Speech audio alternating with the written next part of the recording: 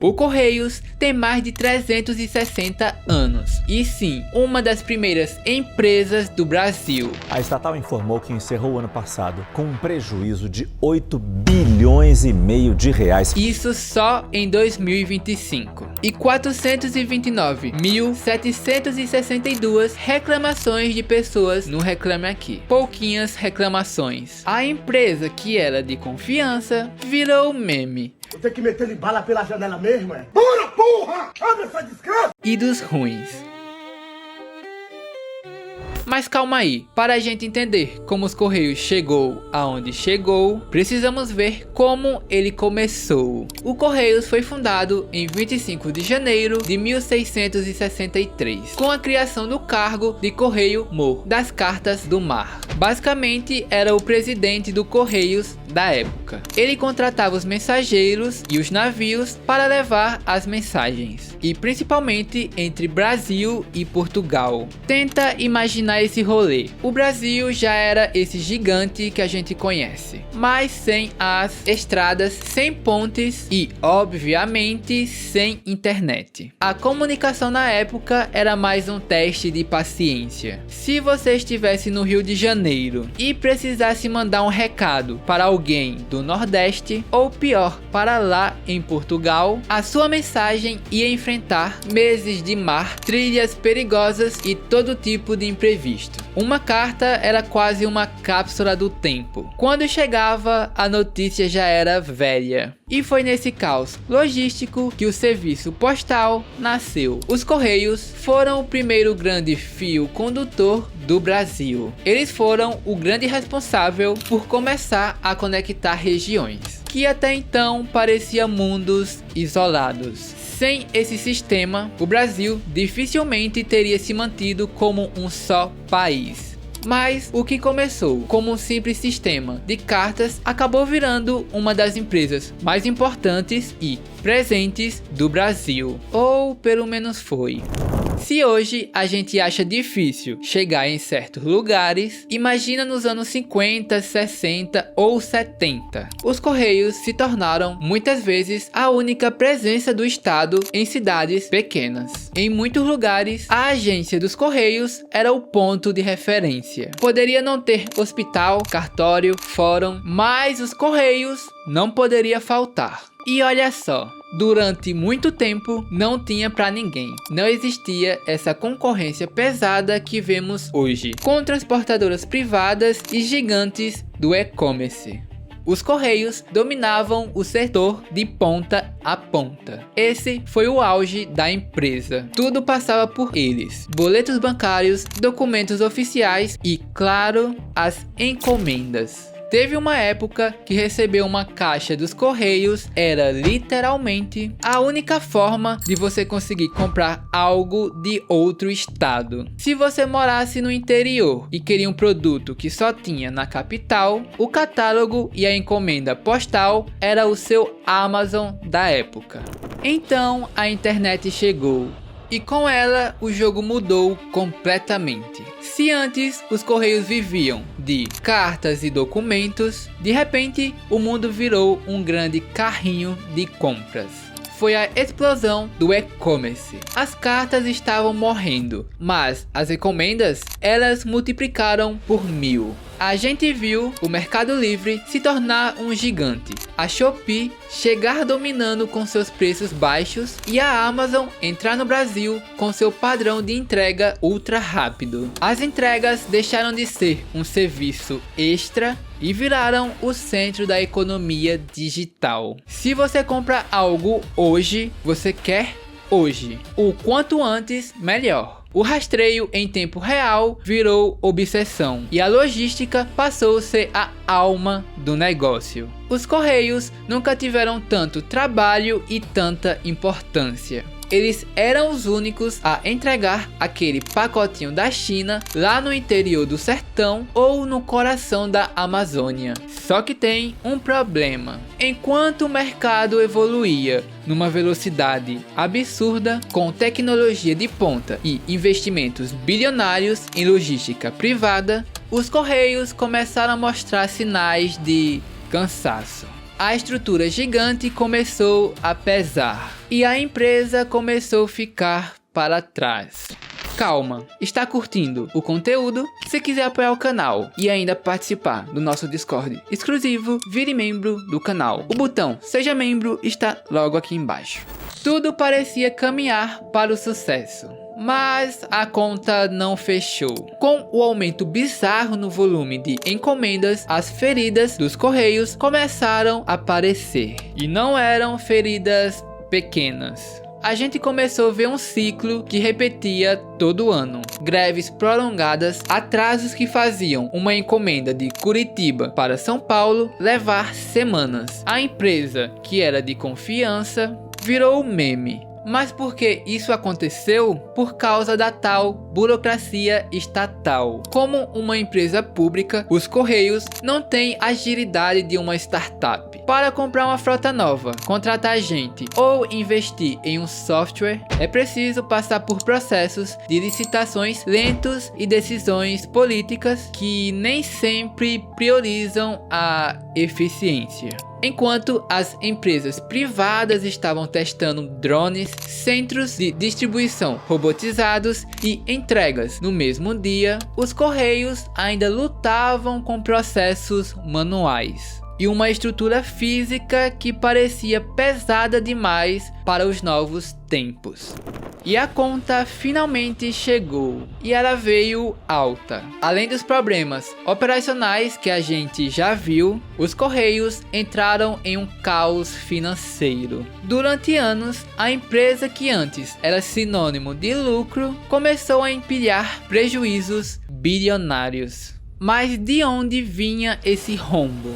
Assim, a estrutura é gigantesca, milhares de imóveis, frotas imensas e uma folha de pagamento gigante. Manter tudo isso funcionando custa uma fortuna. E quando a eficiência cai, o dinheiro some. Simples e fácil. Mas olha isso. A estatal prepara um plano de demissão voluntária e prevê cortar 10 mil dos 86 mil empregados. Das mais de 10 mil agências, 700 podem ser fechadas. Com caixa no vermelho, a empresa ficou numa situação delicada. As dívidas acumuladas e o déficit nos fundos de pensão dos funcionários viraram uma bola de neve. Foi aí que o debate saiu das agências e foi parar no Congresso. A pressão política subiu ao máximo. De um lado, o argumento de que a empresa precisava ser privatizada para sobreviver e se modernizar. Do outro, quem defendia que os Correios são um serviço social e estratégico, que o Estado não pode abandonar. A realidade das ruas era de incerteza. Sem dinheiro para investir em tecnologia e renovação, os Correios ficaram presos em um ciclo vicioso. Não investiam porque não tinham lucro, e não tinham lucro porque eles não conseguiam competir com a modernidade das empresas privadas. Os Correios não estavam apenas perdendo encomendas, eles estavam perdendo relevância. Mas no fim do dia, o que importa não são as planilhas de Brasília, e sim o pacote que não chega. E foi aqui que a relação entre o brasileiro e os Correios azedou de vez. A imagem daquela empresa confiável dos anos 90 foi sendo substituída por uma rotina de frustrações. Encomendas que pareciam entrar em um buraco escondido nos centros de distribuição, taxações surpresas, especialmente nas compras internacionais, onde o processo de pagamento e liberação virou um pesadelo burocrático. E ainda tinha as famosas filas. Quem nunca perdeu um horário de almoço inteiro parado em uma agência quente para retirar um objeto que não pôde ser entregue? Os Correios da minha cidade me mandavam mensagem quando chegava encomenda para eu ir buscar, sendo que eu paguei o frete. A experiência do usuário virou um cu. De um lado, a gente começou a experimentar o padrão de luxo das empresas privadas. A Amazon te avisa até quantas paradas o motorista está de você. O Mercado Livre te entrega um carregador de celular no mesmo dia que você clicou em comprar. E do outro lado, nos Correios, o atendimento parecia robotizado e o rastreamento vago. Dizer que o objeto saiu para entrega e ele não aparecer virou normal. A confiança que levou décadas para ser construída foi desgastada em poucos anos de e-commerce acelerado. O brasileiro não queria mais desculpas sobre dificuldades estruturais. Ele queria o pacote na mão e pronto. E foi exatamente nesse momento de fraqueza, de imagem arranhada e operação lenta que as empresas privadas aceleraram fundo para ocupar o espaço que estava vazio.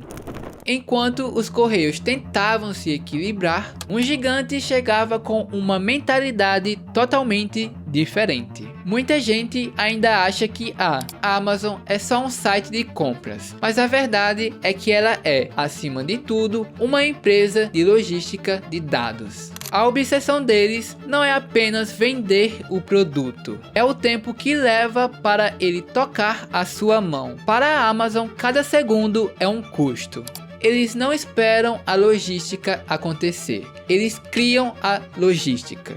A estratégia é o que eles chamam de controle total da cadeia. Eles investiram bilhões no Brasil para não depender de ninguém. Centros de distribuição gigantescos, localizados do lado das grandes rodovias para ganhar minutos valiosos. Inteligência artificial, algoritmos que preveem o que você vai comprar antes mesmo de você clicar, já deixando o estoque no lugar certo. Eles trouxeram para o Brasil o padrão Prime. Aquela ideia que o frete não precisa ser caro e principalmente não precisa ser demorado. Eles transformaram a entrega em uma experiência de satisfação e não em uma espera de 30 a 40 dias. E isso criou um problema enorme para os modelos tradicionais. Porque a Amazon educou o consumidor. Ela subiu o nível do jogo que não tem como voltar mais. E se a Amazon consegue atravessar o país e entregar sua encomenda em apenas um dia,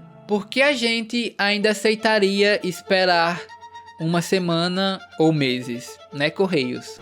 Se a Amazon trouxe a tecnologia de fora, o Mercado Livre construiu aqui mesmo. Muita gente ainda tem aquela imagem do Mercado Livre de antigamente, onde você comprava algo usado e torcia para chegar pelos correios. Esquece isso, esse Mercado Livre não existe mais. A empresa entendeu que para vencer no Brasil, ela não podia ser apenas um site que junta vendedor e comprador. Ela precisava ser a dona da entrega. Foi aí que nasceu o Mercado Envios. Eles montaram uma operação de guerra. Hoje o Mercado Livre tem frota aérea própria. E sim, eles têm aviões cruzando o Brasil o tempo todo para garantir que o Norte e o Nordeste recebam pacotes em tempo recorde. Hoje o Mercado Livre não é mais um marketplace. Ele é uma potência logística que compete diretamente com os Correios.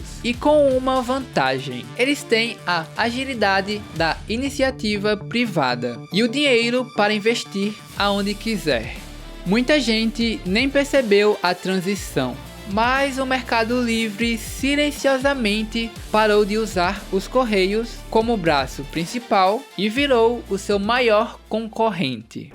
E se o Mercado Livre e a Amazon fizeram isso aqui, a Shopee e a Shein trouxeram uma pressão que veio do outro lado do mundo. De repente, a gente descobriu que dava para comprar diretamente da Ásia por preços inacreditáveis.